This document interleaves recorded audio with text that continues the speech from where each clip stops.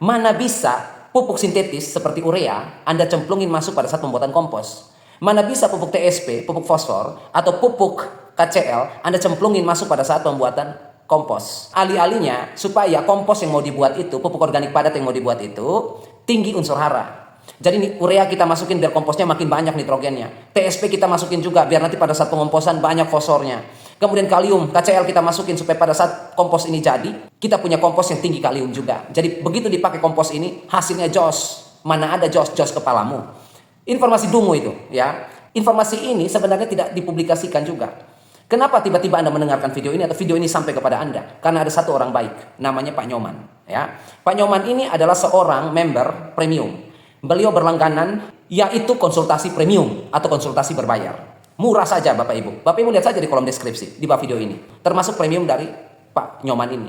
Pak Nyoman bilang, Pak Roni, pertanyaan saya ini dipublikasikan saja. Kita banyak dialog tadi, sharing tentang ilmu pertanian dengan Pak Nyoman. Dan Pak Nyoman mengatakan bahwa kalau Pak Roni berkenan video pertanyaan saya ini, divideokan saja, dipublikasikan. Biar teman-teman yang lain juga bisa menikmati pemahaman ini. Bayangin, berterima kasih kita sama Pak Nyoman. Seandainya kalau beliau bilang, ya sudahlah, saya kan berbayar, saya sudah rugi, ya kan? Saya berbayar ke Pak Roni untuk berkonsultasi. Jadi biar saya konsumsi sendiri saja informasi ini, tidak usah dipublikasikan. Seandainya kalau dia begitu kan kita tidak dapat informasi ini kan. Bapak Ibu juga tidak akan dapat, ya. Begini, yang namanya pupuk organik itu, Bapak Ibu, pada saat kita membuat dia yang disebut dengan pengomposan, dia melepaskan banyak sekali senyawa-senyawa kimia yang bersifat asam yang sangat berbahaya untuk pupuk sintetis. Seperti itu. Nah, baiknya idealnya bagaimana? Pupuk sintetis itu atau pupuk kimia seperti urea, TSP atau KCl itu, dia akan semakin baik kalau misalnya kita pakainya pada saat kompos sudah jadi. Jadi kalau kompos sudah kita buat sudah matang, tandanya matang apa Pak? Tai sapi kita setelah jadi kompos. Sayur busuk di dapur setelah jadi kompos. Warnanya hitam kecoklat-coklatan seperti tanah. Bapak Ibu tidak bisa membedakan mana tai sapi, mana tanah. Mana sayur busuk, mana tanah. Nggak bisa. Nggak bisa lagi bedakan. Itu menandakan bahwa bahan organik ini sudah menjadi kompos murni. Matang 100%. Itu yang pertama. Dari kasat mata. Warna saja dan tekstur. Ya. Yang kedua, aroma. Sudah tidak beraroma tai. Tidak lagi aroma kotoran. Dia sudah beraroma seperti tanah. Itu yang kedua. Yang ketiga, dia sudah apa istilahnya? Dia lebih ramah terhadap sentuhan. Suhu artinya. Jadi suhu pada saat pengomposan itu bisa mencapai 70 derajat. Bapak Ibu berdiri di luar siang bolong. Matahari panas ya, itu suhunya berapa? 30 derajat. Wah, panas banget siang ini, gerah banget. Keringatan saya terlalu panas suhu udara siang ini. Itu 30 derajat. Anda bayangin 70 derajat, 2 kali lipat. Panasnya seperti apa? Sampai berasap kan? Ya iya, 70 derajat bisa berasap kompos kita, seperti ada yang bakar. Karena suhunya naik, tinggi. Suhu seperti itu berarti pengomposan belum selesai. Kompos yang sudah matang suhunya ideal, normal, dingin suhunya. Ya, seperti tanah suhunya. Nah, kalau suhunya sudah ideal, sudah normal, seperti tanah, tidak panas. Kemudian warna sudah seperti tanah, kemudian aroma sudah seperti tanah, itu komposnya sudah matang. Setelah kompos matang seperti itu, barulah pupuk-pupuk sintetis seperti urea, TSP, KCl, magnesium sulfat, atau apapun itu, boleh dicampur dengan kompos. Kenapa Pak dicampur dengan kompos? Karena nanti hasilnya lebih bagus dan menguntungkan. Seperti itu ya, ketimbang pupuk yang Anda pakai sendiri. Pupuk dari pabrikan itu sudah bagus, urea kasih pasti bagus, TSP pasti bagus, KCl, magnesium sulfat patani, pasti bagus. Tetapi kalau dicampur lagi dengan kompos, dia semakin bagus. Semakin bagus dalam hal apa Pak? Nah ini beruntungnya Anda bisa dapat ini. Ya, urea itu Bapak Ibu, ya, dia ketika masuk ke dalam tanah, dia akan dirubah oleh enzim urease di tanah dari NH2, urea itu NH2, menjadi NH3. Oke ya, NH3 itu amonia. Ya, amonia ini beracun dan cepat menguap ke udara. Tanaman gak makan juga dan dia berbahaya. Kena enzim urease di tanah, dia berubah dari NH2 menjadi NH3. Ya, enzim urease ini apa Pak? Enzim urease itu enzim yang dihasilkan oleh mikroba untuk mengurai bahan-bahan seperti urea tadi. Ya, ketika urea NH2 bertemu dengan enzim urease di tanah atau di air, maka dia berubah menjadi amonia. NH2 berubah menjadi NH3. Ya, kemudian setelah itu terhidrolisis atau terkena dengan air H2O, entah Bapak Ibu siram, entah tanah itu lembab pada saat penaburan urea, entah itu ditabur di sawah yang tergenang, intinya dia kena air, amoniak itu, maka dia akan berubah menjadi amonium, NH4 plus. Kalau sudah ada plus atau pangkat positif atau kation atau anionnya, ya, unsur sudah ada pangkatnya plus atau min, berarti dia sudah sifatnya ionik dan dia sudah bisa dimakan. Seperti itu ya. Nah, setelah dia jadi amonium NH4 plus, dia sudah bisa dimakan oleh tanaman. Setelah itu ada bakteri lain, jamur lain, mikroba pengurai lain seperti Nitrobacter, Nitrosococcus ya, Nitrosomonas ya, dan lain sebagainya. Bakteri nitrifikasi itu akan merombak dia menjadi nitrit dan akan merombak lagi menjadi nitrat. Seperti itu. Jadi urea panjang perjalanannya seperti itu. Tetapi dari urea Anda tabur sampai jadi amonium untuk dimakan tanaman cuma 2 sampai 3 hari. Sudah berubah jadi amonium. Seperti itu. Makanya urea dikasih 3 hari langsung ada nampak perubahan. Daun hijau, pertumbuhan subur. Seperti itu ya. Nah, dia ini kalau misalnya dicampur dengan kompos yang belum matang ya, yang suhunya naik, maka urea tadi kena dengan suhu kompos, pengomposan 70 derajat Celcius berasap, maka dia akan membuang amoniak itu ke udara. Ureanya jadi hilang, nol. Urea 1 ton Anda kasih di bahan organik yang mau dibuat kompos itu, pengomposan terjadi dengan suhu 70 derajat, urea 1 ton jadi urea 0 ton. Hilang, menguap ke udara, ya, rugi lagi.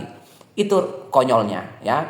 Yang kedua, ada kemungkinan ya proses itu membuat urea yang sudah berbentuk amonium ya pada proses ini, urea yang sudah berbentuk amonium pada saat pengomposan berlangsung bisa dirubah kembali menjadi amonia, menguap lagi. Jadi urea kasih ke proses pembuatan kompos bahan organik yang masih diproses. Ada enzim urease di situ, dia berubah jadi amonia, ya. Kemudian karena lembab proses pengomposannya, dia berubah jadi amonium. Setelah dia berubah jadi amonium, dia bermimpi untuk jadi nitrat, sudah tidak lagi. Karena mikroba di situ bisa merubah dia menjadi amoniak lagi. Jadi sudah jadi amonium, amoniak lagi, menguap lagi. Itu konyolnya. Kalau urea dimasukin pada saat proses pembuatan kompos, seperti itu. Nah, kemudian untuk TSP dan KCl, tujuan sama, TSP, pupuk fosfor juga sama. Begitu dia masuk ke proses pembuatan kompos, pupuk TSP itu, fosfornya ya, itu kan P2O5 itu TSP. Artinya kena air saja dia sudah berubah jadi ion fosfat. Dia pupuk TSP itu seperti mie instan, Indomie. Dia Bapak Ibu beli di warung mie instan, mie goreng di warung, Indomie, Bapak Ibu beli mie goreng. Sampai di rumah tinggal diseduh dengan air panas langsung jadi mie goreng kan, dimakan atau mie rebus. Iya kan?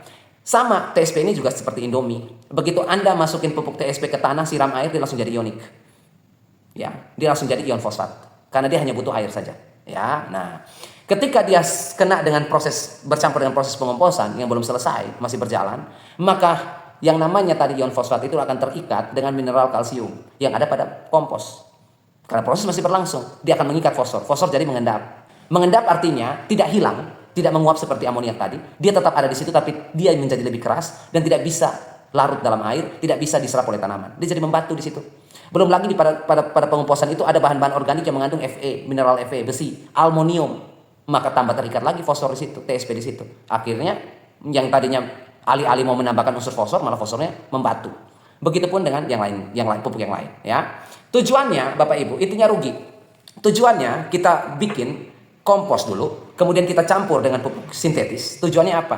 Bapak Ibu tahu, urea itu tadi saya sudah jelaskan, dia akan terproses menjadi amoniumnya, NH4+ kation positif, ya.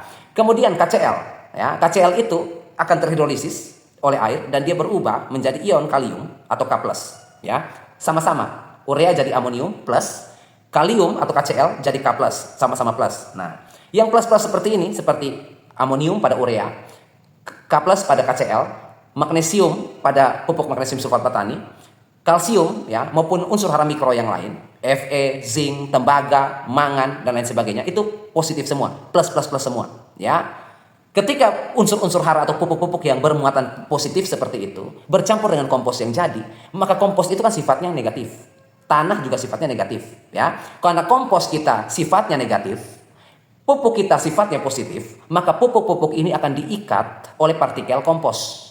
Jadi amonium tadi diikat oleh kompos. Kalium tadi diikat oleh kompos. Magnesium, kalsium, mangan, besi diikat oleh kompos. Supaya apa? Karena kompos kan negatif. Pupuk positif diikat seperti magnet. Kompos magnet negatif, sedangkan pupuk positif adalah magnet positif. Begitu kena tarik-menarik seperti magnet. Nah, jadinya seperti magnet. Tujuannya apa? Supaya nanti ketika Bapak Ibu berikan pupuk yang sudah berupa kompos jadi dan campuran pupuk sintetis, maka tanaman ketika dia meminta amonium, kompos memberikan. Ketika dia meminta kalium, kompos memberikan. Kompos seperti bank dia, ya. Tanaman, saya butuh magnesium, kompos kasih. Saya butuh kalsium, kompos kasih. Seperti itu ya. Nah, itu tugas kompos. Dia menjadi bank atau tempat penyimpanan unsur-unsur ionik yang terlalu banyak dalam tanah. Supaya apa? Supaya tidak mudah tercuci.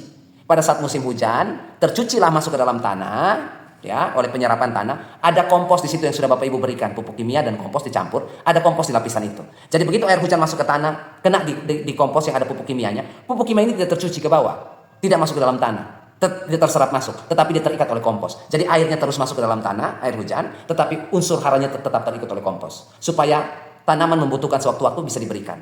Itu yang disebut dengan anti tercuci. Karena si kompos itu fungsinya. Nah, Bapak Ibu akan bertanya, bagaimana Pak contohnya seperti pupuk fosfor? Dia kan negatif. Sedangkan kompos atau tanah juga negatif. Dia nggak diikat dong oleh tanah. Nah, bedanya pupuk TSP itu kan dia punya, jadi gini, Bapak Ibu beli pupuk TSP, ditulis itu 46% P2O5. Tetapi yang tidak ditulis adalah kalsium oksida.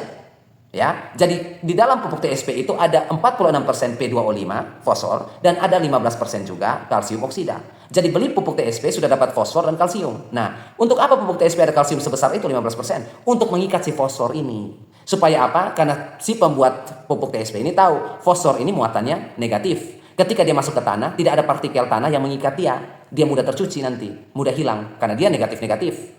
Tidak ada kompos yang bisa mengikat dia karena dia negatif-negatif. Nah, makanya si pembuat TSP itu memberikan coating atau filler atau pembungkus TSP itu kalsium. Supaya apa? Supaya fosfor ini ada ion positifnya. Ada magnet buatan yaitu kalsium. Kalsium inilah yang akan mengikat fosfor. Seperti pupuk TSP. Supaya pada saat musim hujan, unsur yang lain positif tidak tercuci karena terikat oleh partikel tanah. Fosfor yang negatif ini juga tetap terikat oleh kalsium positif. Paham ya? Jadi tetap aman. Bagaimana dengan sulfur, Pak? Sulfur tidak ada kalsiumnya. Bagaimana? Apakah sulfur akan tercuci karena dia negatif? Sulfur akan diikat oleh ion fosfor tadi, oleh kalsium dari fosfor tadi, walaupun sedikit. Ya, dia lebih banyak membantu fosfor untuk tidak tercuci karena mereka satu kesatuan dalam pupuk. Tetapi kalau ada sulfur di situ, dia akan membantu sulfur juga, tetapi sedikit. Ya, tetapi tenang saja, partikel tanah atau partikel kompos itu tidak semuanya 100% negatif. Dia bisa berkonversi menjadi positif kalau terdesak. Seperti ada sulfur di situ dan tanaman membutuhkan sulfur, maka dia bisa memproses itu. Seperti itu ya. Jadi pada intinya kita terima kasih pada Pak Nyoman karena seharusnya video ini saya buatkan pribadi untuk Pak Nyoman dan Pak Nyoman sendiri yang mengkonsumsi informasi ini. Bahwa kompos itu pada saat pembuatannya, pada saat pemprosesan bahan organik menjadi kompos, tidak boleh kita masukin satu pun bahan kimia ke dalam situ, ya, karena akan merusak pupuk kimia. Tetapi dia akan menjadi berkualitas dan akan semakin membantu ketika dia sudah matang, ya. Terima kasih untuk Pak Nyoman. Jadi akhirnya Bapak Ibu semua bisa mendapatkan informasi ini dengan cuma-cuma walaupun Pak Norman yang bayar, seperti itu ya. Ya, seperti itulah. Jadi saya bangga dan saya bersyukur terhadap kita semua komunitas Sisi Lain Agrikultur, teman-teman semua, kita semua yang menyaksikan video ini, kita semua kompak dan kita semua terlalu loyal untuk berbagi dan positive thinking, seperti itu ya. Contohnya seperti Ibu Adinda tadi, beliau tanya racikan terong, tapi beliau menganggap bahwa tidak baik saya mengkonsumsi sendiri, sekalipun saya berbayar Pak, tetapi saya mau Bapak publikasikan, makanya kemarin Bapak Ibu bisa simak video tentang racikan pupuk terong ya. Ya baik semua ya rata-rata di sini. Jadi saya juga ikut senang ya.